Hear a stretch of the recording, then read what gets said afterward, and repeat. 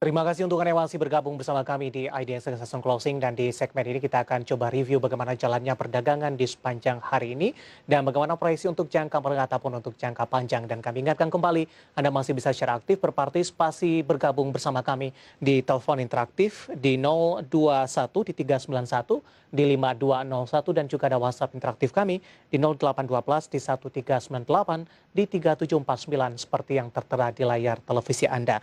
Sudah bergabung bersama kami melalui via Zoom, ada Bapak Indra Then yang selaku investment banking Penin Sekuritas. Kita akan langsung sapa saja. Pak Indra, apa kabar Pak? Baik, selamat sore Mas. Terima kasih Pak Indra sudah meluangkan waktu di IDX Channel. Pak Indra, penutupan sesi kedua di perdagangan hari ini melemah di 0,53%. Intraday tradingnya tadi sempat hampir menyentuh ke level 6.400-an, 6.387 level tertinggi. Namun ketika menyentuh ke level ini, indeks harga saham gabungan lebih cenderung mengalami tekanan begitu. Dari sisi fundamental yang menjadi fokus dari para pelaku pasar, perkembangan dari vaksin AstraZeneca baik secara internasional maupun domestik, kemudian harga CPO menembus kembali ke level tertingginya di atas 4.100-an, yield obligasi dari Amerika Serikat tampaknya juga masih menjadi perhatian begitu. Kemudian yang menarik adalah pemberlakuan dari kebijakan PPNBM 0% terhadap otomotif, tampaknya sudah mulai terlihat Pak, dampak positif dari sisi penjualan. Bagaimana Anda melihat rangkuman sentimen yang berkembang dan juga dampak terhadap indeks harga saham gabungan, Pak Indra? Baik, terima kasih Mas atas pertanyaannya. Ya, seperti yang tahu, saya rasa masih yang menjadi men-trigger dari pelemahan indeks kita yaitu terkait US Treasury bond yield ya. Ya. Yang mana gerakannya masih volatile. Nah, impact-nya kemana aja, sekitarnya juga pergerakan rupiah agak volatile juga, terus diimbangi sama arus net sell asing ya di pasar saham kita utamanya. Nah, itu masih major trend. Nah, mungkin tren ini masih akan berlanjut sampai 1-2 pekan ke depan. Nah, terus saya lihat impact dari PPNBM sendiri juga ini menjadi stimulus tambahan khususnya untuk sektor otomotif ya. Iya. Nah, cuman yang jadi kendala karena secara overall major dari indeks kita itu di besarnya bawah perbankan. Nah, saat ini kondisi perbankan itu lebih terdampak dari aspek makroekonomi. Baik. Nah, makanya trennya mungkin hopefully di satu pekan ini, 2 pekan ini saya harap sideways dulu aja deh, nggak apa-apa seperti itu. Oke, Pak Indra di hold dulu Pak, sudah ada telepon yang masuk, kita akan coba sapa terlebih dahulu. Halo, dengan siapa di mana? Halo, dengan Ibu Lili dari Batam. Baik, silakan Ibu. Saya mau nanya tentang saham PTBA dalam jangka waktu dekat itu di kisaran berapa ya? Ibu Lili sudah ambil posisi belum Bu? Sudah Di level berapa Ibu? di 2.700. 2.700 ya? Ya. Baik, itu saja Ibu Lili atau ada pertanyaan lain? Atau ada support lagi yang terdekat? Support dan resisten ya Bu? Iya, iya. Terdekat, baik. Itu saja Ibu Lili ya? Ya. Baik, terima kasih Ibu Lili yang ada di Batam. Ditunggu jawabannya untuk PTBA. Pak Indra, kita lanjutkan kembali. Ibu Lili kita hold dulu. Mohon maaf untuk menunggu sementara Ibu Lili. Ini juga berkaitan dengan saham-saham dari komoditas, begitu rotasi pergerakan sektoral di luar dari sentimen yang berkembang yang baru saja kita bahas. Lagi-lagi perkebunan memimpin dari sisi penguatan ini dalam beberapa hari perdagangan terakhir. Analisis Anda? Ya, terima kasih Mas. Kalau kita lihat kan perkebunan so far CPO ya, kita fokus utama itu kan harganya terus untuk harga CPO-nya.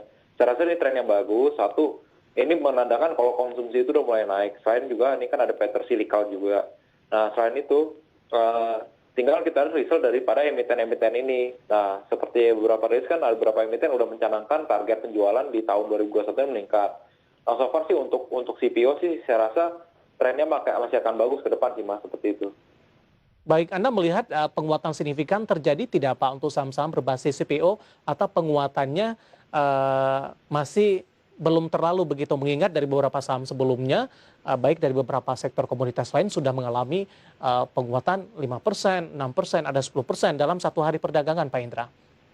Iya, terima kasih.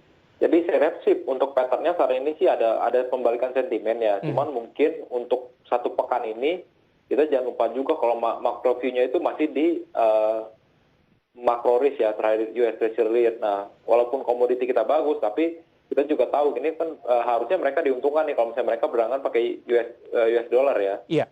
Nah, jadi harusnya juga walaupun walaupun mungkin rupiah bergerak volatile, kalau misalnya orientasi ekspor sih harusnya bagus ya so far.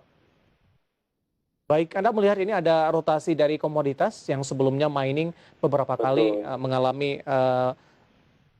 penguatan begitu dan beberapa hari terakhir justru mengalami fluktuasi atau volatile yang cukup tinggi, Pak Indra.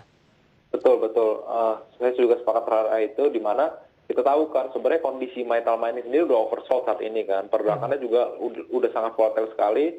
Ya. Dan itu juga kita udah lihat resultnya tim masih mencatatkan negatif juga, walaupun secara efisiensi dia udah berhasil mencatatkan efisiensi.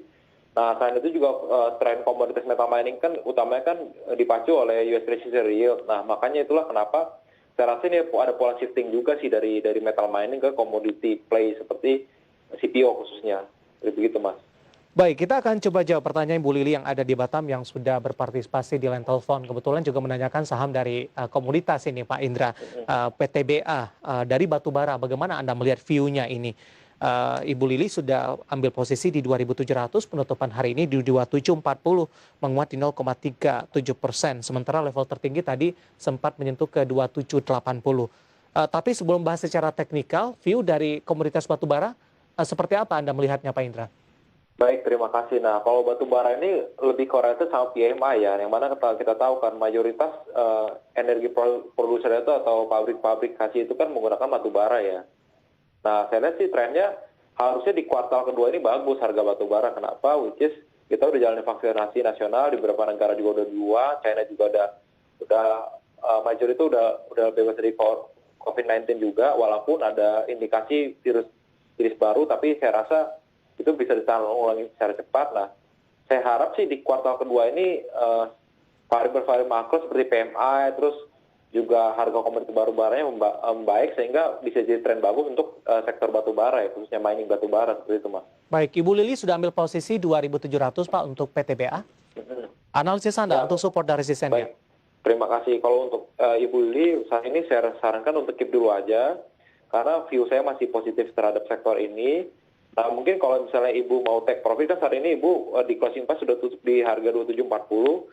Yang harus Ibu perhatikan adalah titik support di level 2600. Apabila dia tidak mau bertahan di level 2600, saran saya Ibu cut loss dulu atau jual posisi sebagian. Nah, target price untuk resisten adalah di level 28 sampai 3000, Mas. Seperti itu. Masih cukup lebar ya, Pak?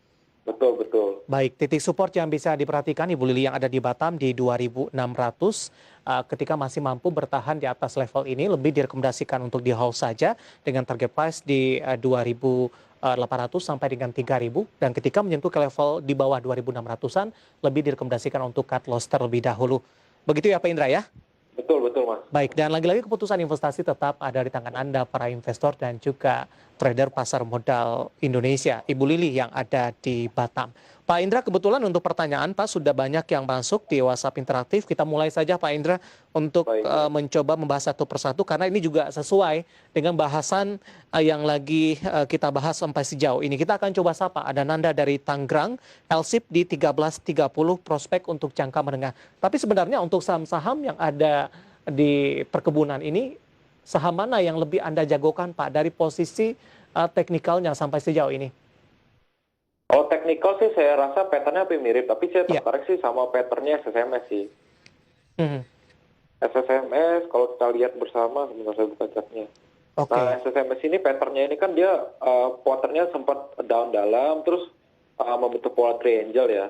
Nah, ini juga kenaikan upside-nya masih belum bergerak volatile dibandingkan LSIP. Nah, saya rasa ini menarik sih secara teknikal gitu. Dia juga udah mampu break di resisten dia. Resisten pertama kan di level tadi sempat 1100, sempat ditembus juga. Saya rasa ini masih ada potensial upside sih ke depannya. Baik, bagaimana dengan LSIP Pak Indra? Singkat saja Pak, Nanda dari Tangerang di 1330 sudah profit sebenarnya Pak. Iya betul. Sebenarnya Ibu Nanda ini posisi kemarin 1 minggu lalu ya di 1330, di mana polanya masih sideways. Nah, kalau dilihat dari sini dari perkembangan dia udah mendukung full balance candle. Nah, saat ini patternnya lebih ke Pinocchio candle. Nah, yang harus dikhawatirkan adalah Pinocchio candle ini, di mana dia tadi menyentuh 15.6, sekarang closing 15.05. Kalau misalnya dia tidak mampu bertahan di level 14.8 sampai 1.500, saran saya Ibu take profit dulu, seperti itu Bu. Oke, beberapa level yang bisa diperhatikan. Untuk Nanda yang ada di Tangerang sudah ambil posisi LSIP di 13.30, sudah profit karena penutupan hari ini di 1.505. Pak Indra, menarik, kita akan jeda terlebih dahulu Pak, nanti kita akan lanjutkan, nanti kita akan coba lihat saham-saham pilihan apa saja yang Anda rekomendasikan, WhatsApp interaktif nanti kita bahas dan sambil menunggu partisipasi dari pemirsa IDX Channel di telepon interaktif kami. Nanti kita akan lanjutkan dan pemirsa tetap bersama kami, IDX Closing akan segera kembali sesaat lagi.